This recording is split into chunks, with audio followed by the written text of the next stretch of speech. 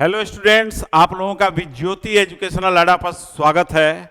और आज हम लोग एक बहुत इंपॉर्टेंट जो बीए, बीएससी, बीकॉम के स्टूडेंट्स के लिए बहुत ही इंपॉर्टेंट टॉपिक हम लोग शुरू करेंगे। आप लोग जो भी ग्रेजुएशन सेमेस्टर 1 में है, तो सेमेस्टर 1 में एक कॉमन है जो बीए, बीएससी, बीकॉम तीनों के लिए है AEC1 ability enhancement course. Ability enhancement course किसके अंतर्गत आता है? तो MIL के अंतर्गत। MIL क्या है? तो मॉडर्न इंडियन लैंग्वेज। तो मॉडर्न इंडियन लैंग्वेज में सेमेस्टर 1 में, जिसको कि हम लोग AEC1 कहते हैं, क्योंकि सेमेस्टर 1 है इसलिए AEC1 कहा गया है। सेमेस्टर 2 में जाएंगे तो AEC2 हो जाएगा। तो AEC1 क्या है, उसमें क्या पढ़ना है, आप लोग बहुत कंफ्यूज रहते हैं, विद्यार्थी बहुत कंफ्यूज रहते हैं, क्योंकि यह नया चीज है। चाहे वह ग्रेजुएशन में जो भी हो, आर्ट्स, साइंस, कॉमर्स, किसी भी स्ट्रीम के हों, उनको यह समझने में प्रॉब्लम होता है कि आखिर हमको इसमें पढ़ना क्या है। तो उसी को हम लोग डिस्कस करेंगे। ये बहुत ही इंपॉर्टेंट टॉपिक है, हर एक स्टूडेंट्स के लिए ये जानकारी होनी चाहिए। तो चलिए देर नहीं करते हुए हम लोग AEC1 के पहले सिलेबस को डिस्कस करते हैं और देखते हैं कि इसमें पढ़ना क्या है। तो देखिए, सिलेबस सेमेस्टर 1 कोर्स क्या कहलाएगा? AEC1, जो कि मॉडर्न इंडियन लैंग्वेज, जिसको कि शॉर्ट में MIL के नाम से जाना जाता है। ठीक है, तो ये 4 यूनिट में आपका सिलेबस है। तो पहला यूनिट क्या है, तो ध्यान देंगे आप लोग कि पहला यूनिट क्या है। तो sentences and parts of speech with their usage. तो यूजेज और यूसेज में अंतर है। यूजेज होता है कि किस तरह से आप प्रयोग करते हैं, और यूसेज है कि मॉडर्न इंग्लिश में इसका किस तरह से प्रचलन है। तो उसका अध्ययन आपको करना है इन डिटेल्स। दूसरा है सब्जेक्ट वर्ब एग्रीमेंट, जो कि ग्रामर का टॉपिक है। आप लोग सिंटेक्स चैप्टर जानते होंगे, वही सब्जेक्ट वर्ब एग्रीमेंट, यानी किस सब्जेक्ट के साथ किस वर्ब का प्रयोग होना चाहिए, इससे रिलेटेड प्रश्न आपसे AEC1 में पूछे जाएंगे। उसके बाद है टेंसेज एंड वॉइसेज, यानी टेंस और वॉइस। टाइम एंड टेंस जो पढ़े हैं, तो सेंटेंस फिलर्स के रूप में आता है कि 4 ऑप्शन के साथ। जैसे एक एग्जाम्पल हम दे रहे हैं, यहां देखिए, आई डैश आगरा 2 days अगो। और यहां पर आपको ऑप्शन रहेगा A, have visited, B, had visited, C, visited, और D में आपको हो जाएगा विजिट। यानी कि आपको देखना है कि इस दिए हुए सेंटेंस में कौन सा यह फॉर्म टेंस का आएगा। तो जैसा कि आप जानते होंगे, अगर नहीं जानते हो तो यह जान लीजिए कि अगो शब्द जिस सेंटेंस में आ जाएगा, तो उस वाक्य की क्रिया किस टेंस में होनी चाहिए? सिंपल पास्ट टेंस में। और सिंपल पास्ट का स्ट्रक्चर क्या होता है? सब्जेक्ट के बाद वर्ब का सेकेंड फॉर्म। यदि टेंस का रूल देखेंगे तो ये सारे ऑप्शन आपको सही हैं। यह प्रेजेंट परफेक्ट में है, यह पास्ट परफेक्ट में है, यह सिंपल पास्ट में है, और यह सिंपल प्रेजेंट में है। तो टेंस के रूल के अनुसार तो सारे ऑप्शन सही हैं, लेकिन टाइम एंड टेंस के रूल के अनुसार आपको यह जानना होगा कि अगो पास्ट टाइम को डिनोट करता है, और अगो एडवर्ब जब आ जाता है तो वैसी स्थिति में सिंपल पास्ट का प्रयोग होता है। यानी कि आपका यहां पर आंसर क्या हो जाएगा? C हो जाएगा। तो इस तरह के प्रश्न आपको ये टेंस में पूछे जाएंगे। फिर वॉइस है, वॉइस एक्टिव और पैसिव।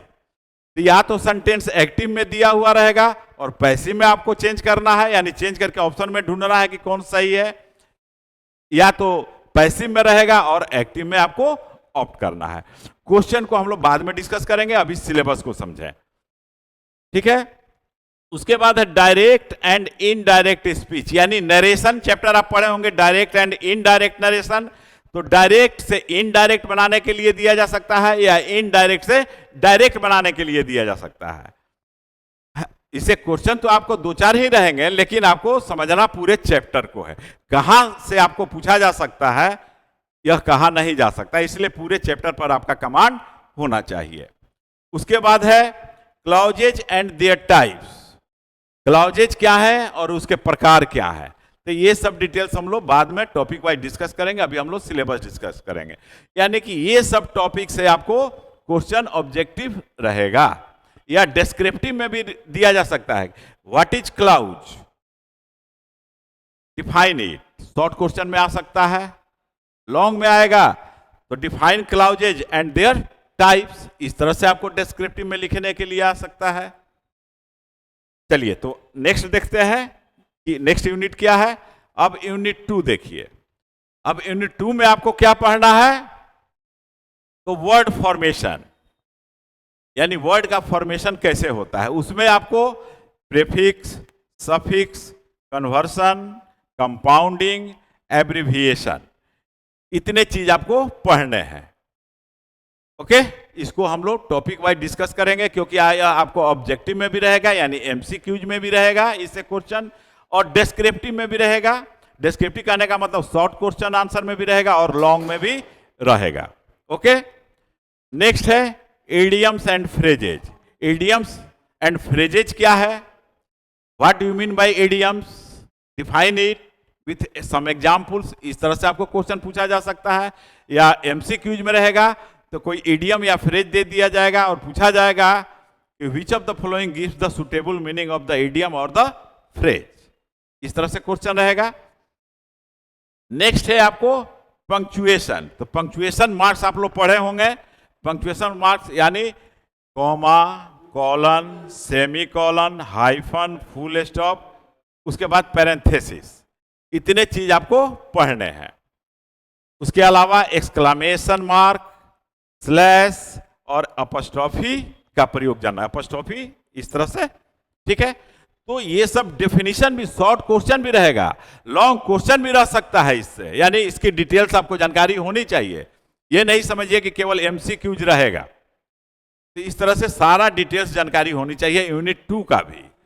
अब देखिए यूनिट 3 में क्या है। अब देखिए यूनिट 3 में आपका है कम्युनिकेशन। तो कम्युनिकेशन में क्या पढ़ना है आपको, तो यह भी जान लीजिए। इसका डेफिनेशन पढ़ना है, नीड्स यानी उसकी जरूरतें क्या है, इसके प्रकार क्या है, मेथड्स क्या है, प्रोसेस क्या है, ऑब्जेक्टिव्स क्या है, और इसके बैरियर्स क्या है, यानी बाधाएं क्या है। तो ये चीज कम्युनिकेशन से पूछा जाएगा। उसी तरह से language of effective communication, what will be the language, what is the language of an effective communication, ये पूछा जाएगा। ये वर्बल और नॉन वर्बल दोनों होता है, इसको हम लोग बाद में डिस्कस करेंगे। इसके अलावा क्या आएगा, body language, postures and gestures, attire, appearance and handshake. तो ये सब का डेफिनेशन भी आपसे पूछा जाएगा। शॉर्ट क्वेश्चन में रहेगा और लॉन्ग क्वेश्चन में भी रहेगा।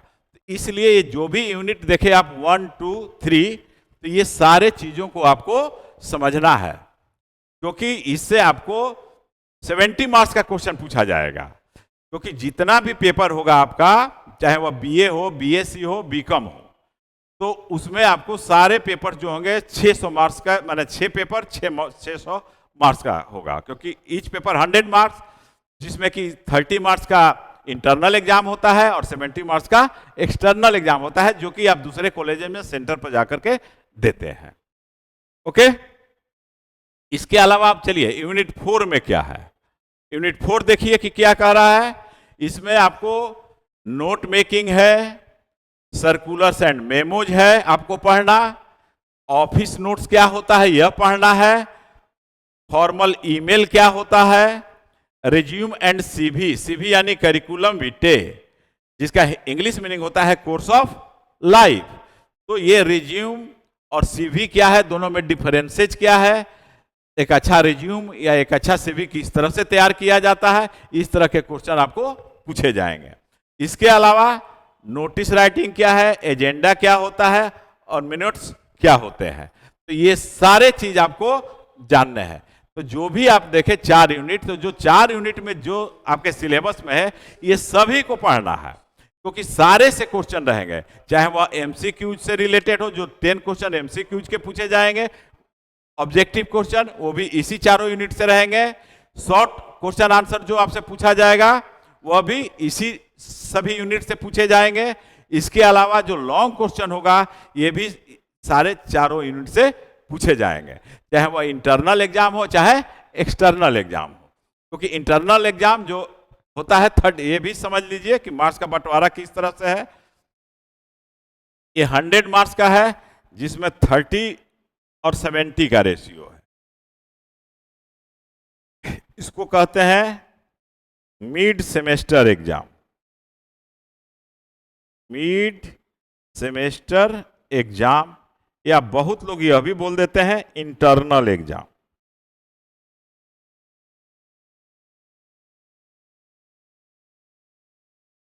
ये जो इंटरनल एग्जाम होता है या मिड सेमेस्टर एग्जाम होता है वह आपका कॉलेज लेगा, ठीक है।